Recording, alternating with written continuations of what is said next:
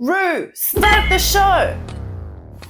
I'm Beatrice, your badass branding strategy girl, and welcome to the Art of Branding Badassery podcast. Rue expects your best branding game. You don't want to miss out on 95% of your audience, do you?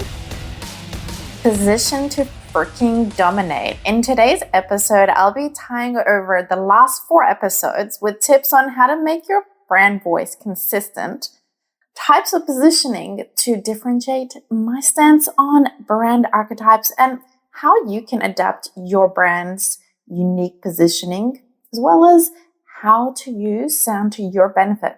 Let's freaking start.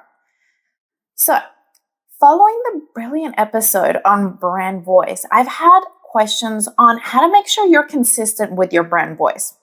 And that all starts with defining it with aligning to your overall brand strategy.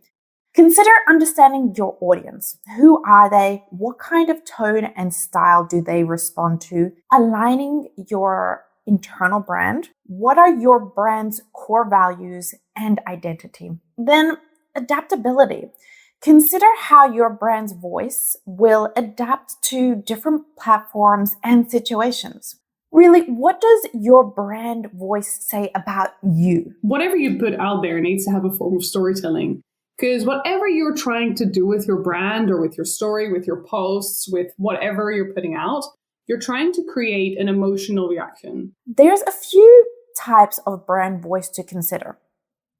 Edgy and rebellious, who have no holds barred attitude that's unafraid to push boundaries and challenge the status quo, like Harley Davidson and Liquid Death. Then there's sassy and snarky. These brands have a sharp wit and aren't afraid to use it. They're like Wendy's and Netflix. Then there's authentic and honest, where it's all about transparency and building real connections with their customers. Think Patagonia. There's fun and playful. They don't take themselves too seriously and love to have a good time, like Skittles, Old Spice, and Oreo. How about inspirational and motivational? They're there with the aim to inspire and uplift their clients. They often focus on things like personal development or social causes.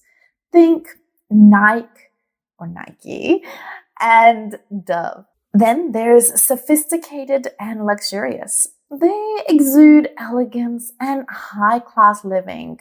Take Chanel, Rolex, or Bentley, for example. And finally, simple and straightforward.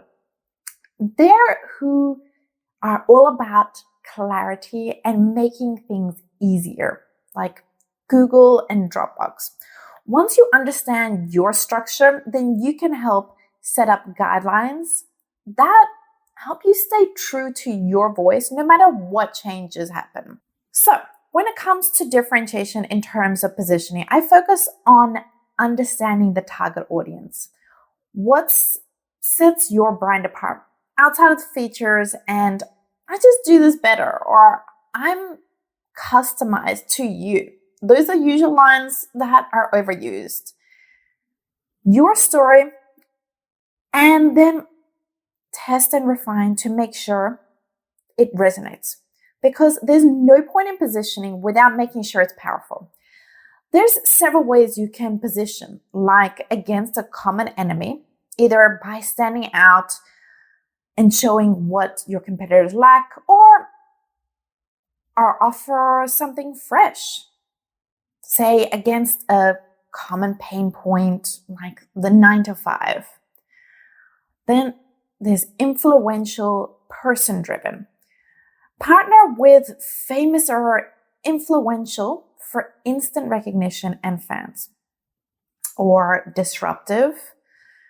That kind of positioning breaks the mold, changes the game, and you're doing things differently. Like my focus on breaking the thought process for social norms to stand out in your own regard, right? And at the end of the post, I'm like, okay, I pronounced myself the queen cockroach of LinkedIn. And somehow that caught on. People really liked that.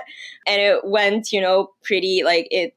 I don't want to say viral because, I wouldn't say a few hundred likes is viral. But to me back then, when I was getting like 20 likes a post, that to me was like, okay, like something's happening here, And after that, I made the hashtag in that post, Cockroaches United. And I didn't use it for a while, but like every time I would make like a funny community post or something and I would leave the Cockroaches United, people would be like, can we make this a thing? Then there's leader-based positioning. Claiming the top spot, showing confidence, and charging a premium. Think brands like Rolex or LV who do this really well. And price-based positioning. So price speaks volumes, whether it be high or low. It affects exactly who notices you and the audience that's approaching you. Or there's specialized positioning. So there you're the expert in solving specific problems for a very specific niche, like on a granular level. So instead of your target being all coaches, it's Gen X coaches in the US that serve premium established real estate agents. There's problem or solution-based positioning, where you're solving unique problems, you're the go-to fixer, and you're showing your worth in the solutions that you provide. And finally, there's convenience. You're simplifying life, making things easy, and you stand out with that simplicity, like Google. Each of these have their pros and cons, and it's all about weighing what fits your brand and resonates with your audience. Now, positioning with brand archetypes is one of my favorite topics. There's a difference of opinion for many brand strategists out there as to the importance of brand archetypes in structuring a brand strategy. And this is a word that became much more of a buzzword lately, right? Everybody talk about authenticity. So I try to apply that in a way that is authentic. So the word that I do with brands or companies or whatever is try to unearth something that already exists. I don't try to put them in certain places or blocks or try to use something that, oh, you're this sort of brand, so we're going to work on that. To me, brand archetypes aren't the be-all and end-all. I use them instead as a springboard to help define brands further. You can use them to understand characteristics that you want to live and breathe, the interactions of your audience, and the results you want your audience to have. And it doesn't even need to be in the traditional sense of, hey, are you an outlaw or are you a jester? Think about it this way instead. Take your favorite book, TV show, etc., and see what character you most resonate with. Then go, okay, why is that? What values do they hold that I resonate with? What do I not resonate with? It's often a mix of 2 or 3 different characters and pulling out the specific attributes of each. So that'll help you start structuring your differentiation and positioning. Now, there's a study where scientists asked mothers to play certain music while pregnant. And a year after birth, the children are played a different kind of music. And this music is played to the kids later, both types. And the kids choose the latter one. And that's how powerful music is. Choosing just the right music to set the vibes for videos, podcasts, events, etc. So how do you choose just the right music? You can have a soundbite in a song. There's maybe, for example, you're seeing somebody for this first time and you use the song Reunited and it feels so good. And then people are like, oh my God, I feel that. So that's that same concept when you can find the lyric that goes with your theme. Now, you want to be careful about when you choose a song, does it have bad words? Does it have a connotation that you don't understand? Think about your audience and what resonates with them. Think about your brand identity, reflecting the personality and values of your brand. Then there's another aspect of sound to consider too, in making your brand memorable.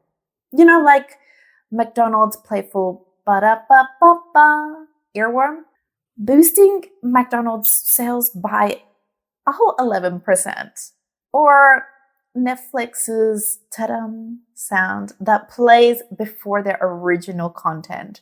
And it made them become a global audio signature, right? Their logos, well, sound logos that they just last a few seconds and can work wonders if you nail it, with or without visuals to accompany it. So don't forget all about the senses when you're building your brand strategy. One of them could make the biggest difference in results. So that's it for today. Thank you so much for listening, and drop any questions you'd like answered about this show in the comments. And of course, stay badass.